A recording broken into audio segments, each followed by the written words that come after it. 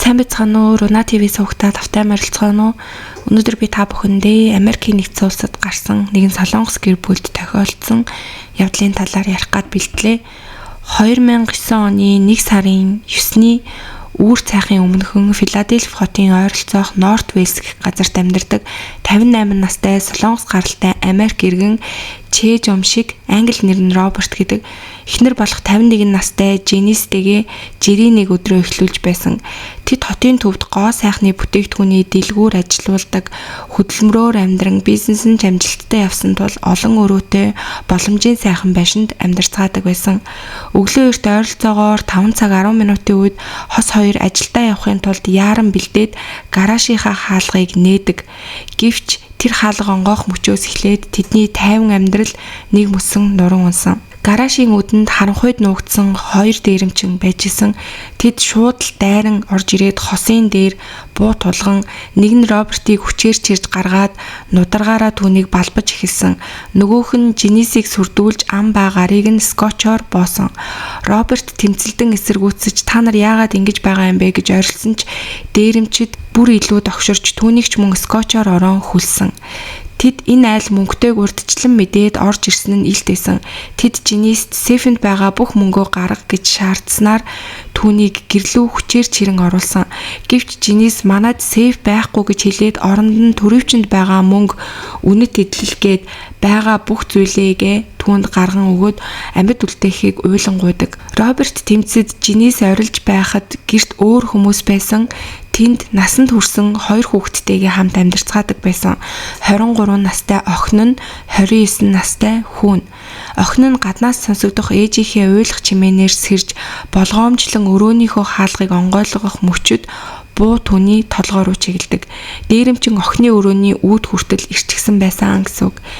Тэр дээрэмчин охиныг айлган сүрдүүлж эцэг эхийнх нь унтлагын өрөө рүү чирээд сейф хаана байгааг зааж өг гэж шаарддаг. Женис сейфийн талаар хэлэхгүй болохоор охиныг нь барьцаалж шахаж эхэлсэн гэсэн үг. Гэхдээ охин би сейф хаана байгааг мэдэхгүй биднийг амьд үлдээгээч гэж уйлан дээрэмчдээс гуйдаг. Дараа нь дээрэмчин охиныг гараж руу чирж авчираад цус болсон байдалтай хөдөлгөөнгүй хэвтэж байсан аавынх нь хажууд өвдөглүүлэн суулгадаг. Охин уйлан аавыгаа дуудсанд Роберт огт хөдлөөгүй. Тэр хооронд дээрэмчин охины хөл шилбийг хүртэл скотчоор ороож хүлдэг. Удалгүй тэд унтаж байсан хүүхч буугаар сүрдүүлж авчиран мөн скотчоор хүлсэн. Энэ үед ах トゥ хоёр дээрэмчдийн нэг нь гар утсаараа ярьж байгааг нь сонсдог. Тэр утсаар ярихдаа мөнгө олдсонгүй, мөнгө нь яг хаана байгаа юм бэ гэх мэтээр маш ууртай, яарч сандарсан өнгөөр хин нэгнтэй утсаар ярьж исэн. Энэ нь гэрт орж ирсэн хүмүүсээс гадна гадаа тэдэнтэй хамааралтай бас нэг хүн байж магадгүй гэдгийг илтгэж байсан. Эцэст нь нөхөр болон хүүхдүүдийнх нь амь нас улам аюултай байдалд орсон болохыг харсан Женис аргагүйдэж дээрэмчдийг хоёр давхрын унтлагын өрөө рүүгээ дагуулж очиод хувцсны өрөөнд дотор байсан сейфээ онгойлгож өгдөг. Сейфэн дотор ойролцоогоор 15,000-аас 20,000 $, бэлэн мөнгө, алт, гоёл чимэглэл мөн Солонгос банкны дэвтэр ба тамга байсан. Дээрэмчид бэлэн мөнгө үнэт эдлэлээс гадна борлуулах боломжтой бүхнийг хамж аваад Женисийг гараж руу чирж авчираад бусад гэр бүлийнх нь байгаа газар руу шидэж орхисон. Тэд гарахаасаа өмнө өөрсдийнхөө үлдээсэн уул мөр хурууны хийг арилгах санаатай хоёр давхар руу дахин гарцгаадаг. Яг тэр завсрыг ашиглан Женис ам гарын скотчоо ямар нэгэн аргаар салгаад босож хажуугийн хаалгаар гарч хөршинд гүйж очин 911-т дуудлага өгч чаддаг. Удалгүй гараж руу буцаж бууж ирсэн дээрэмчид Женис алга болсныг мэдээд асуудал томорсныг ойлгож шууд яаран гэрээс гарan зогтцгаадаг. Женис гэрлүүгээ буцалгүйгээр хөршиндөө цагдаа ирэхийг хүлээж исэн. Ээж нь зогтож дуудлага өгөөд дээрэмчид явсны дараа хүү өөрийн хүлээсээ тайлж дараа нь дүүгээч сулалсан. Тэр хоёр байшин дотор орж хаалгаа түгжээд дээрэмчид буцаж ирж алчихвэ гэсэн айдтайгаар байшин дотроо нуугдан хүлээцгээсэн. Өглөөний 5 цаг 59 минут орчим зэвсэгт дээрмийн дуудлага авсан цагдаа нар шууд тэр газар руу ирцгээсэн. Хөршийнхөө үүдэнд чичирсэн байдалтай цагдааг хүлээж байсан Женис цагдаа нарыг ирмэгц гарын салганан өөрийн байшинг зааж өгдөг. Цагдаа нар буутаагаар гараашаар нь орж шалгахад харамсалтай нь Роберт Чэ маш их цус алдсан байдалтай аль хэдийн нас орсон байсан. Түүний толгойн хамар хэсгээс бусад хэсэгт бүхэлдээ скотчоор ороосон гар хүлэн скотч болон кабелийн уяагаар чанга боогдсон байдалтай байсан. Ойр хавьд нь эвхэгддэг хутга, кабелийн уяа, урагдсан бээли зэрэг зүйлс олдсон. Дараа нь түүний биед хийсэн задлан шинжилгээгээр түүний биед хутгалсан, зүссэн шарх мөн мохоо зүйлээр олон удаа зодуулсан шинж тэмдэг илэрсэн. Нүүр нь хүнд цохиулж хамрын ясан хугарсан байсан. Эмч нарын дүгнэлтээр хамрын цус амьсгалын замыг бөглөж удаан хугацаанд амьсгал боогдон нас орсон байх магадлалтай маш их зовж шаналж амиа алдсан байна гэж үзсэн. Тэр үеийн Филадельфийн орчимд өөрийн бизнес эрхэлдэг харьцангуй боломжтой Аз хүмүүсийг онлон дээрэм хаяа гардаг байсан учраас энэ хэрэг эхэндээ тийм төрлөختөө төстөө юм шиг харагдсан. Гэхдээ энэ хэрэг өмнөх дээрмүүдээс нэг том ялгаатай байсан. Ерөнхийдөө дээрэмчид айл руу ороод хүмүүсийг ингэж удаан зодож, гавлаж, хүлж тамлах биш, хурдан үнэт зүйлийг хамж аваад л зогтдог байсан. Бас ихэнх нь нүрээ танигдуулахгүй гэж маск баг өмсцгөөсөн байдаг байсан. Харин энэ хэрэг дээр дээрэмчид огт баггүй нүрээ ил гаргаад орж ирсэн байсан. Энэ нь танигдхаас айхгүй байна гэсэн үг. Өөрөөр хэлбэл тэд гэрч үлдээхгүй бүгдийг нь ална гэж тооцоолж төлөвлөсөн байх магадлалтай гэж цагдаа нарт хаамгалсан. Гэвч Женис нөхцөл байдлыг ашиглан зүгтж дуудлага өгсөн тул дээрэмчдийн төлөвлөгөө нурсан гэж үзэж байгаа. Дуудлага орсон л бол цагдаа хэдхэн минутын дотор ирнэ. Тэгээд гэрт амьд үлдсэн 3 хүн байсаар байсан учраас дээрэмчид бүгдийг нь устгаад нотлох баримтыг арилгаад явъя гэхэд амжих хугацаа үлдээгүй учраас зүгтах нь хамгийн зөв гэж тэд үзсэн бололтой. Энэ нь үлдсэн гэр бүлийнхэн амьд гарахад хамгийн том нөлөөсөн зүйл байсан. Хүүгийн хувьд хараа муутай заавал нүдний шил зүүдэг байсан. Гэтэл тэр унтаж байхад нь дээрэмчид гинт сэрээгээд нүүрлүүн гэрэл тусгаад чирж гаргасан тул шилгүй байсан учраас дээрэмчдийн царайг сайн харж чадаагүй байсан. Харин ээж Женис болон охин дээрэмчдийн нүүр царайг бол тодорхой харж сайн тогтоож санд байсан. Тэд дээрэмчид хар арьстай, хар өнгийн хувцастай Timberland төрлийн гутал өмссөн, хар латекс бэйли өмссөн байсан гэх мэт хувцлалтыг нь хүртэл дэлгэрэнгүй сайн санаж агаад цагдаа нарт мэдүүлсэн.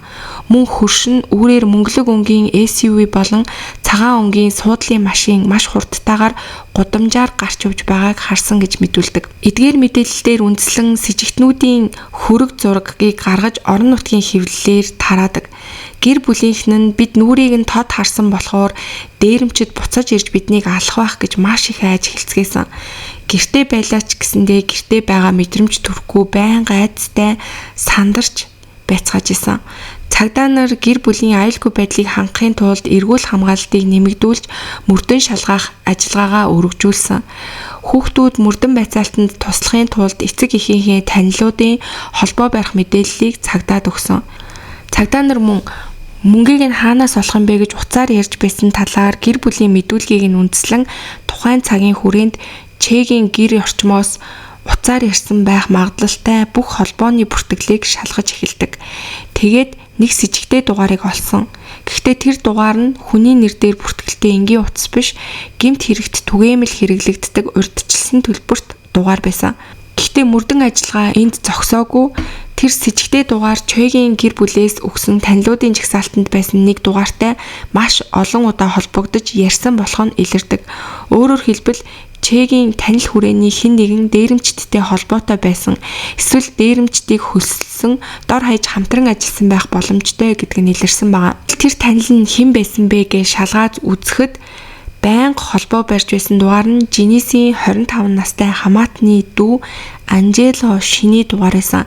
Анжело Шин нь ахлах сургуульд байхдаа эцэг эх нь Солонгос байх хугацаанд Америк дахь авга эгч, авга ах хоёр болох Чегийн гэр бүлд 1 жил гаруй хугацаанд хамт амьдарч байсан. Мөн тэдний дэлгүүрт ажиллаж байсан туршлагатай тийм залуу байсан. Чегийн гэр бүл түүнийг бараг өөрийн хүүшгээ харьцдаг. Чегийн төрсөн хүүч гэсэн энэ үеэлээ төрсөн дүүшгээ боддог байсан. Гэвч мөрдөх явцад шин эргэн тойрныхондоо манай аав гах маш баян гэж байнга гайхуулж ярьдаг байсан нь тогтоогддог. Дэлгүүрт ажиллаж байхдаа мөнгөний асуудал үүсэж байсан удаатай, мөрөөдөө тоглоомд дуртай, дэлгүүрийн мөнгийг нууцаар авч өрсөн тохиолдолч байсан гэсэн мэдээлэл байдаг. Түүнчлэн хар тамхины 8-аатай холбоотойгоор урхинд орж баригдаж байсан түүхч түүндээсэн. Товчхондоо бол ер нь нэлийн асуудалтай хүн байсан гэсэн үг. Хэрэг гарснаас 20 хоногийн дараа цагдаа нар шинийг дуудан тухайн өдөр юу хийж исэн хэрэгтэй холбоотой зүйлс мэдэх талаар нь асуухад би юу ч мэдэхгүй гэж хүчтэй үгүйсгэсэн. Гэвч цагдаа нар хамгийн гол сэжигтэн гэж үзэж байсан дээрэмчдийн нэг болох Жозеф гэдэг хүний нэрийг дурдаад Шин болон Жозеф хоёрын хоорондын холбоо харилцаатай байх магадлалтай утсаар ирсэн мэдээллийг нь харуулах мөчид Шингийн нүүрний хувирлал өөрчлөгдөн эцэст нь Шин надад мөнгө хэрэгтэй байсан болохоор Жозеф болон түүний бүлэгт зөвхөн мэдээлэл өгсөн. Аав ахын өхөлд би шууд оролцоогүй гэж хэлээд мэддэг бүхнээ ярьж эхэлдэг. Шиний мэдүүлснээр тэр Жозеф гэдэг хүнтэй 2008 оноос танил байсан бөгөөд шиний утсанд Жозефийг Three Men гэсэн хочоор хадгалсан байсан. Шин өмнөх шигээ Жозефт манай аав гах ихч хоёр маш баян гэж ярьсан тухайгаа хэлдэг. Том дэлгүүртэй, том байшинд амьдардаг, машинтай, бүр гэрт нь сейф байдаг. Тэр сейфэнд $100,000 бэлэн байдаг гих мэтэр хитрүүлж ярьсан байсан. Жозеф өмнө нь дээрэм хийж байсан түүхтэй хүн байсан тул энэ яриаг сонсоод ихэд сонирхож баян айл байна, дээр нь тэр айлыг сайн мэддэг хүнч байна гэж бодоод Чвэгийн гэр бүл маш сайн бай болох нь гэж үзсэн. Тэгээд Жозеф Шинд танаа аав гах үнэхээр баян юм байна. Тэгвэл хамтдаа тэр айлыг тоноё гэж санал тавьсан. Мөнгө хэрэгтэй байсан Шинж энэ төлөвлөгөөнд зөвшөөрч ингээд тэдний хамтран хэрэг үлдэх нөхцөл бүрдсэн. Шин өмнө нь тэр байшинд амьдарч байсан болохоор тэдний амьдралын хэм маяг, байшингийн дотоод бүтэц, сейфний байрлал зэргийг маш нарийн мэддэг байсан. Тэр мэдээллүүдээ Жозефт өгсөн. Өглөө ажилдаа гардаг тогтмол цаг, гэрийн бүтэц, мөнгө байж болох газрууд гэх мэт бүгдийг нь зааж өгсөн байгаа. Жозеф энэ мэдээлэлээр үндэслэн бусад хамсаатнаа цуглуулж төлөвлөгөөгөө боловсруулан хамтран хэрэг үлдэх хүмүүс нь нийтдээ 5 хүн болсон байна. Хэрэг гарахын өмнөх өдөр нь тэд цугларт маргаашийн төлөвлөгөөг эцэслэн шалгасан байна. Тэр өдөр Жозеф хар латекс бэлийг кабелийн уяа зэрэг хэрэгсэл хийсэн цүнхийг авчирсан. Бүх зүйл бэлэн болмогц Шин тэр шөнө гэртээ харж чимээгүйхэн үр дүнгээ хүлээж байсан. Маргааш нь хэрэг үйлдсэн Жозеф Шин рүү уцтан сейфнээс гарсан бэлэн мөнгө төсөөлснөөс бага байсан. Дээр нь олон хүн цуглуулсан тул олзоо хуваахад хүн бүр авах хэмжээ бага байгаа тухай хэлсэн. Энэ төлөвлөгөө анх Шиний гайхуулсан үгнээс эхэлсэн учраас Жозеф Шинд чи $100,000 байгаа гэж хэлсэн худлаа ярьсан байна гэж түүн рүү ууралсан байгаа. Дараагийн өдөр нь Жозеф ба Шин хоёр нүүр тулан уулзахад Жозеф Шиний хувь гэж $2,000 л өгсөн. Ингээд Шин ердөө $2,000 төлөө өөрийг нь төрсөн хүүхэд чигээ харцдаг байсан аав эгч аав ах хоёроос урвж урвалтын эзэн болсон гэсэн үг. Шин өөрийн хэлснээр гэр бүлийнхнийг гэмтээхийг хүсээгүй тул аав ах нь алагдсан гэдгийг сонсоод Жозефоос яагаад түүнийг алсан тухай асуусан. Харин Жозеф тэр их тэмцээд орилоод байсан болохоор аргагүй байсан гэж хариулсан гэж хэлж байгаа. За тэгээ эндээс харахад бол мөрдөн байцаалт нэлээд хурцтай явагдсан. Цагдаа нар холбооны мэдээллээр Шинийг өрнөөс сэжиглсэн. Ингээд түүнийг дахиж дуудах шаардлагатай болоод Чвэгийн хүүхдүүд рүү залгаад та нарын үеэл Шин хаана байгааг мэдхүүгээ асуусан чинь Шин бол яг тэр үед Чвэгийн хүүхдүүдтэй хамт тэр айлд байж исэн. Өөрөөр хэлбэл хэрэг гарснаас хойш ч гэсэндээ тэр айлд чөлөөтэй орж гарсаар л байсан гэсэн үг. Цагдаа энэ хариуг сонсоод үнэхээр ч очирсан. Шин гэмт хэрэгт холбоотой батлах хангалттай баримт бүрэн бэлэн болоогүй байсан ч гэсэндээ сэжигтэн хохирогчдын гэр бүлийнхэнтэй хамт байгаагийн цаана бодит аюул байна гэж үзсэн. Хамсаатнууд нь илчлэгдмэгц тэр гэрч болсон хүүхдүүдийг устгах оролдлого хийх магадлалтай гэж цагдаа нар бодсон. Тиймээс цагдаа нар маш тайван өнгөөр тэгвэл та гурав хамтдаа цагдаагийн хилтэст хүрээд ирж болох уу гэд яг л жирийн мэдүүлэг авах гэж байгаа юм шиг тэр гурыг дуудсан. Ингээд тэр гурав бол цагдаагийн хилтэст ирсэн. Тэгмэгцэн Шинийг тусад нь авч ороод Чвэгийн хүүхдүүдийг ч гэсэндээ тусад нь өрөөнд оруулсан. Тэгээд тэр үед цагдаа нар хүүхдүүдэд танаа үеэл Шин сэжигтэй байна, дээрэмчтдээ ойр холбоотой байж магадгүй гэж хүүхдүүдэд нь хэлсэн байгаа. Аав нь нүднийх нь өмнө цусаа урсган нас барсан аимшигтай дүр зургийг давж гарчиж амжаагүй байтал тэр аимшигт хэргийн ард төрсөн ах дүү шигэ боддог байсан үеэл нь байсан гэдгийг мэдэх нь бол мэдээж тэр хоёрт маш аимшигтай байсан нь төсөөлөгдөж бэрх. Ингээд цагдаагийн газарт байцаагдж байгаа Шин эцэст нь бүх зүйлээ хүлээн зөвшөөрч бусад хамсаатнуудын гин бурыг тогтооход туслан үүнийхээ хариуд 3 дугаар зэргийн хүн амны хэрэгтэй дүүцэх гэмт хэргийн яллагдагчаар татагддаг. Дараа нь хамсаатууд нь нэг нэгээр баригдаж гол этгээд болох Жозефч баривчлагддаг. Шүүхийн явцад цагдаа нар баривчлагдсан хүмүүсийн ДНХ-ийн дээжийг авч хэргийн газраас олдсон нотлох баримтын ДНХ-тэй тулгаж шалгадаг. Жозефийн ДНХ хар латекс бэлэний хурууны үзүүрээс илэрч өөр нэгэн хамсаатны ДНХ-ч Робертыг хөлсөн скотчн дээрээс илэрсэн. Ингээд цагдаа нар нотлох баримт мэдүүлэг дээр үндэслэн гэрт нь шууд орж дээрэм хүн алах үйлдэлд оролцсон Жозеф болон бусад гол оролцогчдод 2 дугаар зэргийн хүн амны хэрэг дээрэм орон байр руу халдсан хамтран гэмт хэрэг үйлдэх зэрэг залтуудаар ялалдаг. Прокурорын зүгээс шин болон бусад хамсаатнуудын мэдүүлэг ДНХ холбооны бүртгэл зэрэг баримтыг гаргаж яллагдагчдын гин бурууг нотолдог. Харин Жозеф надад мөрдөх явцад шудраг бус хандсан. Энэ хэргийг би биш харин хохирогчдын зээ шин өөрөө төлөвлөж удирдсан гэж өөрийгөө өмгөөсөн. Жозефийн өмгөөлөгч гэсэн мөн шин өөрийн ялыг багасгахын тулд Жозеф руу бүх хариуцлагыг чихэж байна. Шингийн мэдүүлгийг худал гэж юу нь бол үзэжсэн. Гэвч шүүгч дүгнэлтэндээ энэ бол энгийн дээрэм биш хүний хамгийн аюулгүй байх ёстой орон байр руу нэвтэрч гэмгүй хүмүүсийг хүчирхийлж алсан хүйтэн гэмт хэрэг гэж тодорхойлсон. Роберт Чойд зодуулснаас болж амьсгал нь хүндэрч аажмаар асар их завууртайгаар амь насаа алдсан гэдгийг бол шүүх онцолсон. Шүүгч Жозеф болон хамт орж ирсэн гэр бүлийг зодсон Робертыг хөнөөсөн гол оролцогчдын өмнөх гэмт хэрэгт холбогдож байсан түүхийг дурдан эдгээр хүмүүс бол засрах боломжгүй гэж үзээд хүн амны хэрэгт нь өршөөлгүй бүх насаар нь 20 халыг оноодог.